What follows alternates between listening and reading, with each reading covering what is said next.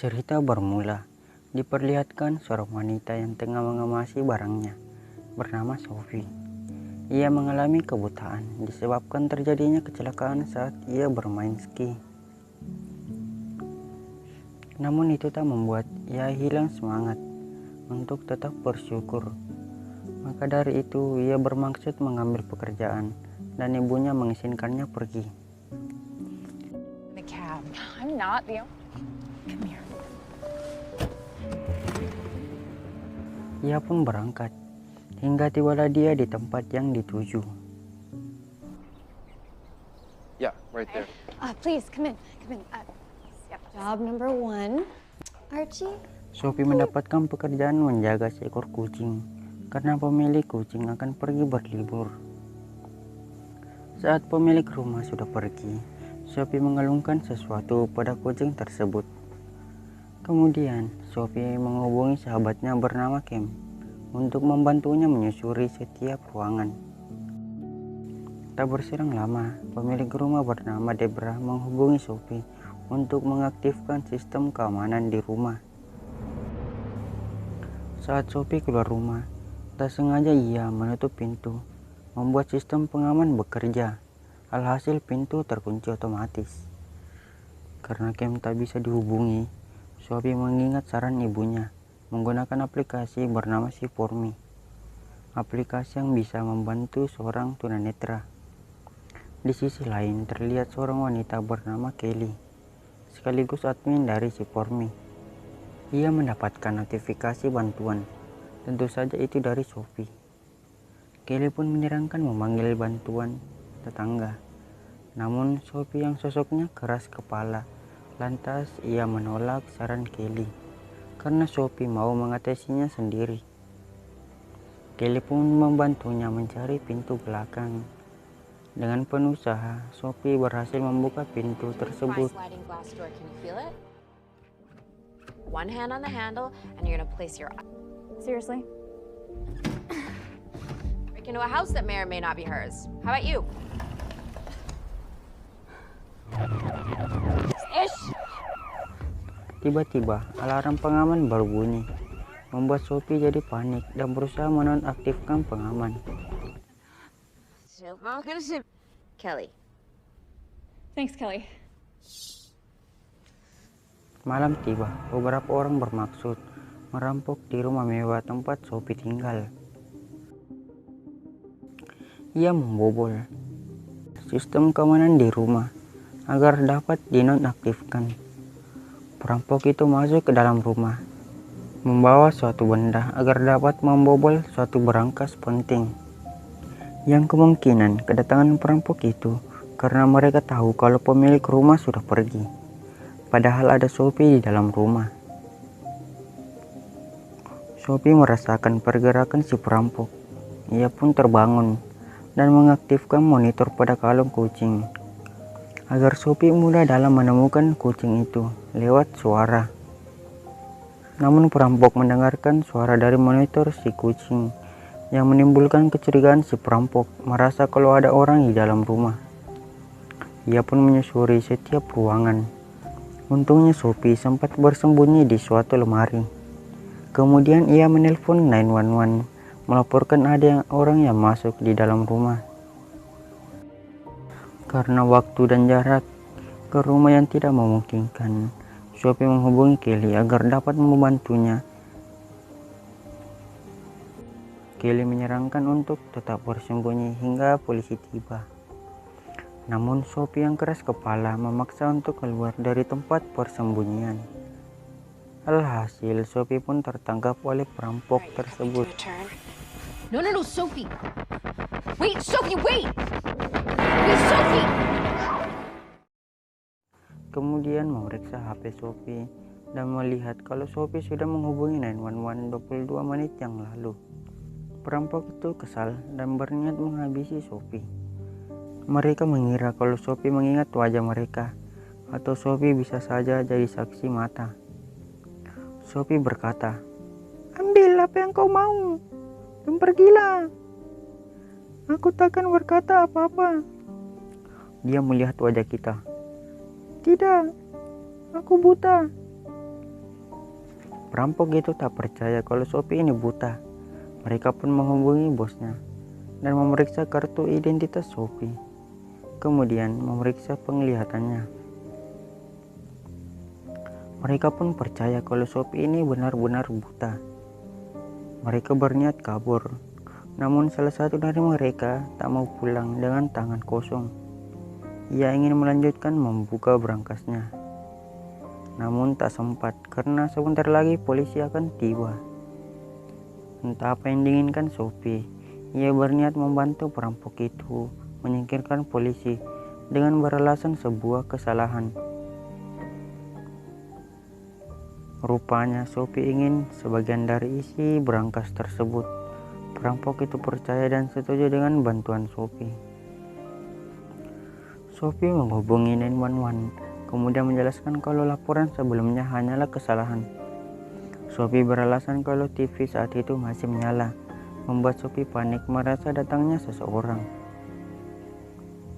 Namun petugas akan tetap datang untuk memeriksa dan memastikan meskipun jika itu kesalahan. Mendengar kabar itu membuat perampok panik dan berusaha membereskan seisi ruangan agar tidak menimbulkan kecurigaan polisi dan menyusun rencana jika polisi benar-benar datang. Singkat cerita, polisi datang dan meminta agar dibukakan pintu supaya bisa memastikan apakah di dalam rumah benar-benar aman. Sophie berperilaku seakan tak terjadi apa-apa agar dapat meyakinkan polisi tersebut. Polisi tersebut tidak mendapatkan hal mencurigakan.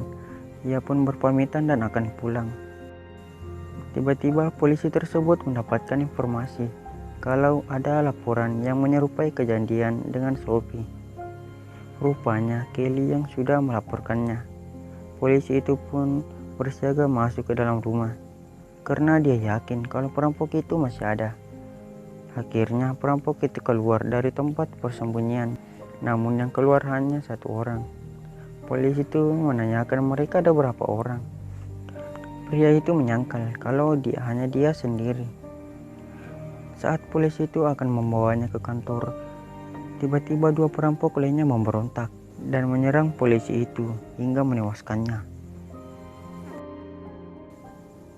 Tanpa disadari, Sophie sudah meninggalkan mereka. Rupanya Sophie melarikan diri bersama senjata api yang dijatuhkan polisi sebelumnya. Ia kemudian menghubungi Kelly karena ia membutuhkan bantuannya. Terlihat perampok itu melanjutkan tujuan mereka, membuka sebuah berangkas. Dua orang lainnya berpencar mencari Sophie. Terlihat Sophie yang bersembunyi di balik tanaman di suatu perkebunan. Tak berselang lama, perampok itu sudah datang. Dengan arahan Kelly, akhirnya Sophie dapat menumbangkan perampok itu. Sophie. Fire! Sophie's getting closer. Di saat itu, baterai handphone Sophie tersisa 20% lagi dan jasnya tertinggal di kamar. Cukup berbahaya jika Sophie pergi mengambilnya. Maka dari itu, Kelly menyarankan Sophie untuk pergi bersembunyi. Tak berselang lama, rekan perampok itu datang setelah mendengar suara tembakan dari Sophie. Melihat temannya yang tewas, ia pun melanjutkan pencarian Sophie.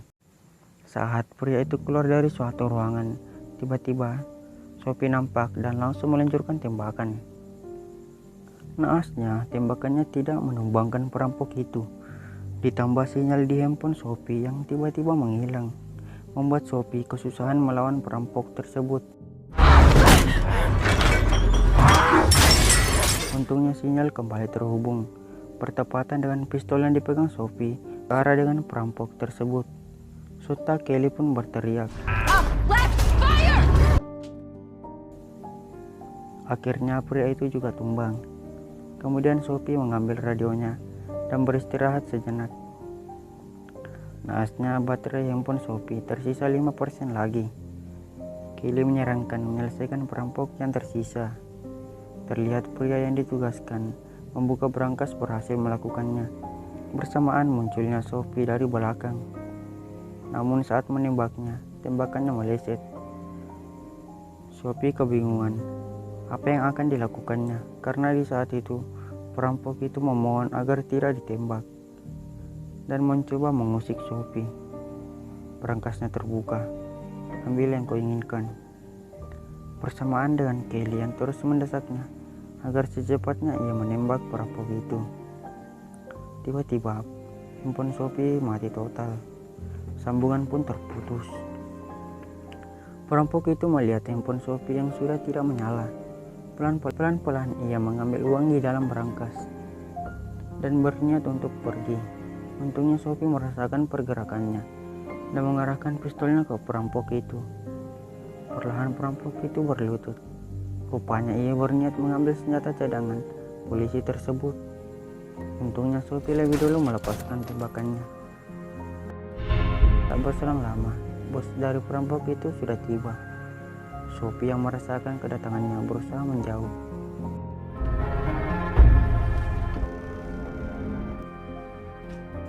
Dia bernama Jack. Ia pun masuk ke dalam rumah dan berusaha membujuk Sophie agar dapat berdamai. Untuk meyakinkannya, ia juga menghubungi 911 seolah-olah dia yang dirampok. Hurry, hurry, hurry!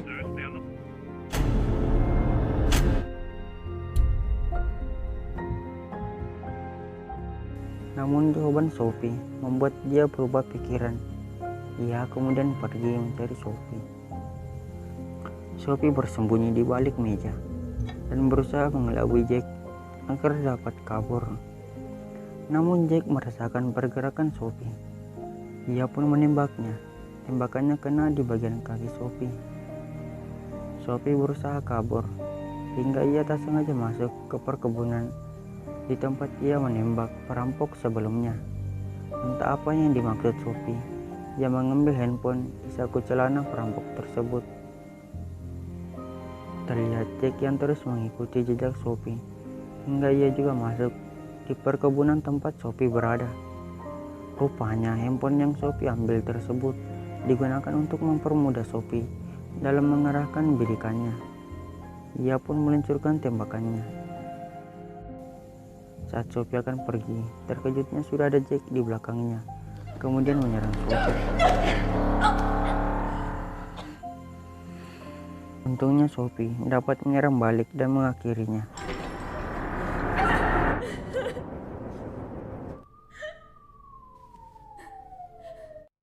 Beberapa hari kemudian, terlihat Sophie yang sehabis pemeriksaan kesehatan dan akan pulang bersama ibunya. Cerita diakhiri dengan Sophie yang berniat menjalankan hobinya, tentunya bermain ski, karena musim salju yang tak lama lagi akan berakhir.